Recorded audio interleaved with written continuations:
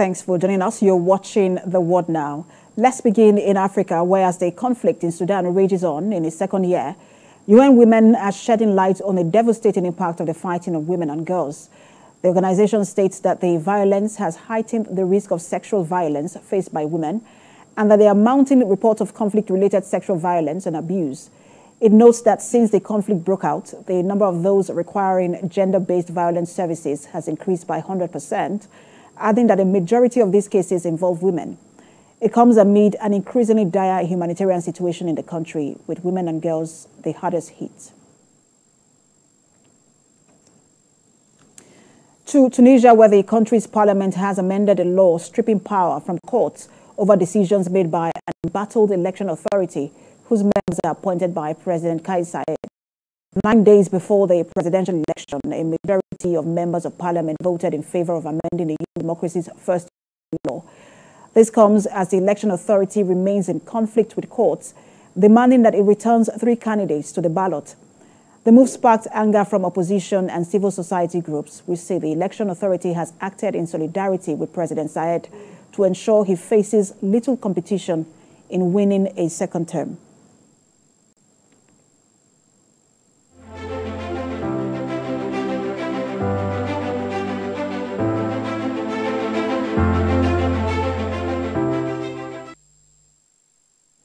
Move over now to the Middle East, where Hezbollah has confirmed the death of its leader, Hassan Nasrallah.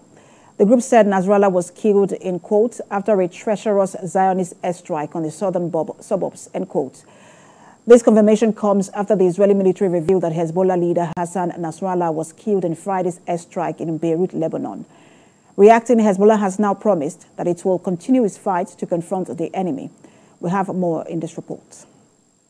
The Israeli military said it was sure the Hezbollah leader Hassan Nasrallah was dead based on a combination of types of information.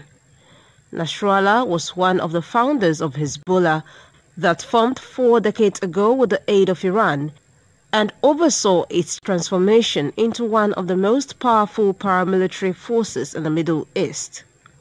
Still on the war, Israeli Prime Minister Benjamin Netanyahu has rejected a ceasefire proposal offered by the US and European officials. He made this known when he addressed the United Nations General Assembly on Friday, adding that the return of hostages is important to Israel. They savagely murdered 1,200 people. They raped and mutilated women. They beheaded men. They burned babies alive. They burnt entire families alive, babies, children, parents, grandparents, in scenes reminiscent of the Nazi Holocaust. Hamas kidnapped 251 people from dozens of different countries, dragging them into the dungeons of Gaza. Israel has brought home 154 of these hostages, including 117 who returned alive. The army chief also warned against strike from Iran on Israel. I have a message for the tyrants of Tehran. If you strike us, we will strike you. There is no place in Iran that the long arm of Israel cannot reach. And that's true of the entire Middle East. Far from being lambs led to the slaughter, Israel's soldiers have fought back with incredible courage and with heroic sacrifice. And I have another message for this assembly and for the world outside this hall. We are winning. The latest crossfire over Israel's northern border with Lebanon came against the backdrop of the United Nations General Assembly in New York, where Israeli Prime Minister Benjamin Netanyahu spoke. Meanwhile, Israel's hostages families firm have called for renewed effort to free the remaining hostages held in Gaza on Saturday, following the Israeli military's claim that it had killed Hezbollah leader Hassan Nasrallah. As escalating attacks between Israel and Hezbollah over the past week have dominated news coverage and political attention, the families of the hostages still held by Hamas in Gaza have expressed dismay that government efforts to ensure the release of their loved ones has been overshadowed. In another development, Reports say people have continued to flee the devastating waves of Israeli attacks on southern parts of Lebanon's capital. This comes after the Israeli military leveled a block of buildings in Beirut's southern suburbs, killing at least 6 and wounding another 91 others, with the death toll expected to rise further.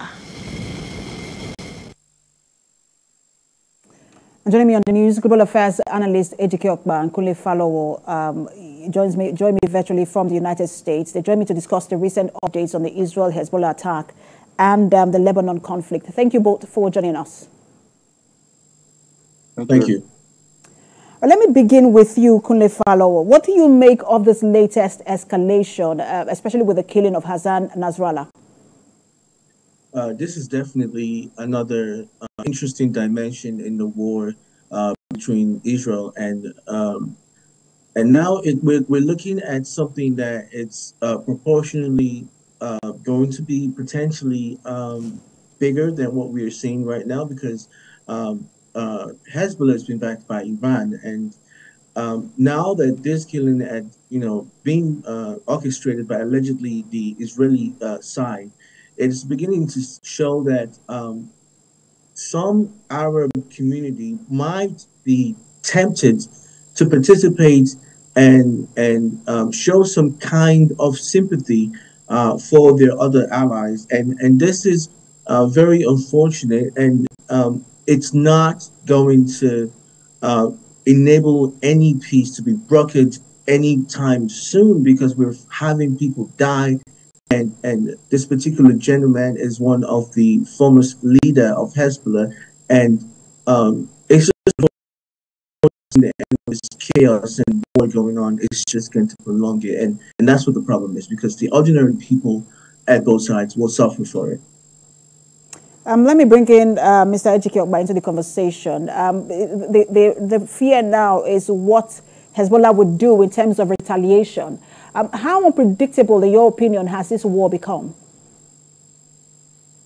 Well, thank you. War to predict. How do you predict? What is going to be? Every side is claiming victory, and so, the Hezbollah and the Hamas people is like a hydrated, head. If you keep somebody's waiting, waiting to jump in. Since the conflict, since the formation of Israel in 1948 to date, they have, always killed somebody. They think by killing that particular person, something, useful is going to happen. It hasn't happened. Again, just like I said on a similar program yesterday, if Israel and Palestinians can come to terms, this is a human factor. It has nothing to do with anybody. It has nothing to do with strategies. When I was at Harvard, they thought about how to deal with, there was a course called dealing with difficult people. And I always ask them, how come Palestinians and Israelis haven't come to terms about their own existence? And so I don't know what's going to bring an end to this war. America is the biggest backer of Israel. And as long as America is in the midst of all that conflict, one side they give people arms, on the other side they give them food. That's ain't going to solve this problem. The two warring factors have to come to terms. What are they fighting for? How can they come to a resolution? Many people have won Nobel Prize on peace for Israel and Palestine. It hasn't yielded anything. So the killing and the butchering of people, the children, the civilians, the military, it made me wonder, how was Israel asleep and 1,200 people got killed by a group of, unformalized military unit? That's a failure of intelligence, because they plotted that and they executed it. It's a slap on Israel now. Their retaliation and reaction is showing they still don't have a grip on how to have this thing end. So if the Middle East is going to explode into a war, let it be. I'm personally not somebody who is concerned if neighbors are butchering themselves. I'm sorry, I'm not insensitive. I'm a human being. People have to come to terms about what it is that are causing them to hate and perpetuate hatred to where they are killing children, women, men, everybody. It's not worth it. Okay, if people go to Jerusalem and say it's the Holy Land, okay, where's Jesus in all of this? Why can't Jesus send a signal to to the heart of men and women so that we stop this sort of stuff. All right, so I want to come in before, because I know that you're already touching the religion, and I'm trying to, to steer us away. And I get what you're saying, but I'm trying to steer us away because it's a very sensitive conversation. But I want to stay on because you mentioned, you used the word grip, and I want to stay on that. U.S. and its allies have continued to, give some level of directive to Israel. That's Benjamin Netanyahu, which it has, publicly and openly flouted. Do you think that the U.S. has lost its grip, along with the UK, Germany, and France, have lost their grip, on Israel and what it does going forward? Of course they have. I mean, and we have a presidential election. I mean, in fact, a litmus test for any presidential candidate who's to stand a chance of winning is they're going to ask you, what is your stand on Israel? If you say, I don't stand with Israel, you better count yourself not going to win that election. So is the test is sensitivity. The Jewish American is the most formalized group of ethnic group in the world. There are 8 million or so of them in America, but they have grip on the rest of America. And the reason they do that is they have the media and they have the money. And they know how to pursue causes that other people don't know how to do. So America will never come to say, we're not going to back Israel. They will never say it. If they say it, just like, when Obama was in there, they were thinking that he doesn't support Israel. But some other machinery behind the presidency will override that. And so, that's what the situation is. And it's not going to change because America created Israel. America was the one that went in there and put them in the geography where they are today, even though there are historic things and biblical history that say, this is the land of the Israelis or the Jews. But that is the source of the conflict, and it's not going to end until the two warring factions, come to terms. The two-state solution that is being talked about is not new, has been proposed, it has been pushed forward, but it's never brought anything. I wish it doesn't happen, but if it's going on, it's going to continue until Palestinians and Israelis come to terms about what it is they want to do in order to safeguard their own existence. Killing off a head of Hezbollah or Hamas is not going to bring an end to it because somebody is in waiting to jump in and probably do something else. I want to bring in Kunle Falawo back into the conversation. Kunle, you've seen how Israel seems to be looking for victory on every side, whether with Hamas or with Hezbollah. And the killing of Hassan Nasrallah seems to be some kind of victory for Israel. What will victory look like for Israel on all sides? And do you think that there's a risk that Lebanon will become another Gaza? Good question. So to start off with, it's very difficult in a war situation because, like I said before, innocent people, kids, children, adult, pregnant women, vulnerable population will be the ones that will bear the burden of it. And just to have an escalation, it's not the best. And butchering and killing other people to score a political point or to buttress your point is never will that be the best solution to it. So the bottom line is the best way to kind of work this out is negotiation and diplomacy. That's the surest way. But as it stands, there being a bloodshed, and we can't deny that. But well, interestingly, there were negotiations, but it fell apart, and that's very unfortunate. But what we need to do is to continue to pressurize both parties, and for other countries to use their diplomacy and their intelligence to force and economic powers to force these warring parties to come together and come to a familiar and a middle ground. Now, there were possibility of brokering peace initially, but there has to be some form of concession on both parties, from both sides, for peace to reign. So I would, in my submission, I would say that going back to the negotiating table and both parties decided to leave out something, not get winner stake everything, that will be one of the solutions to the problem. And Kule, let me stay with you. When people talk about this war, they talk about it out of fear of an escalation, or of a full-blown escalation in that region. That's the Middle East. But there are those who are now also expressing fear that if this is not curtailed, it could become a global challenge, global problem. Do you think that as it stands with the war between Israel and Lebanon, and then the Russia-Ukraine war and other pockets of war around the country, Sudan is there, that perhaps the world is on the brink of a full-blown escalation into a third world war? Well, to answer that question, I would say there seems to be a lot of proxy wars, and that would be some industrialized nations supporting some other countries that are smaller, or they seem to be in tandem with, or they agree with each other, and they kind of propagate whatever with the other parties that they're against. And it's a proxy war, as some people will call it, and also it's starting to look like another formation of another third world war. But that's another discussion for another day.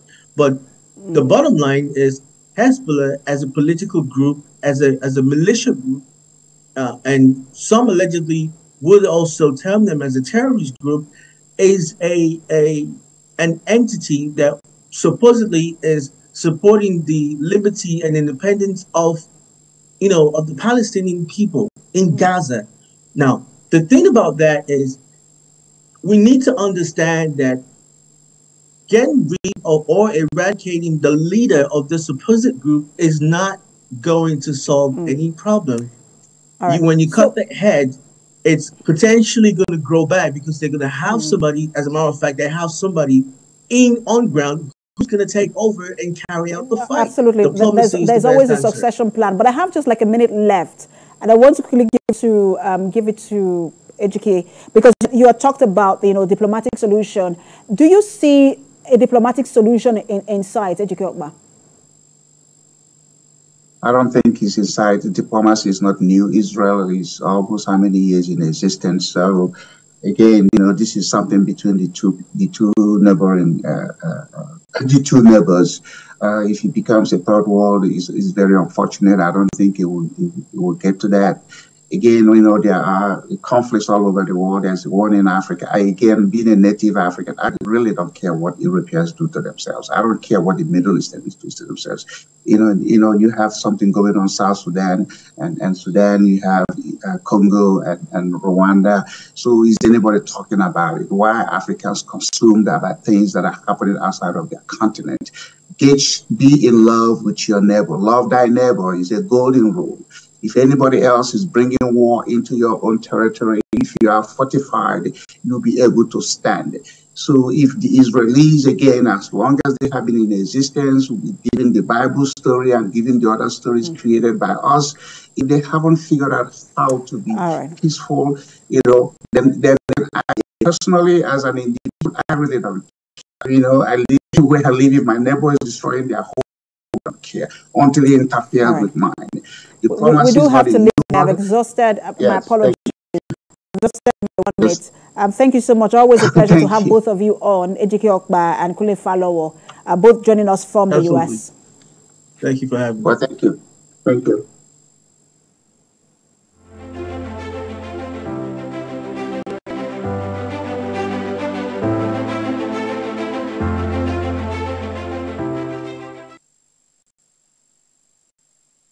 All right, still on wars, at least 6 people have been killed following 2 consecutive Russian attacks on a medical center in Sumy in northeastern Ukraine. Ukraine's interior minister revealed that the first attack killed 1 person and damaged parts of the facility. The minister added that as people were evacuated, the Russians struck again, killing 5 more. We have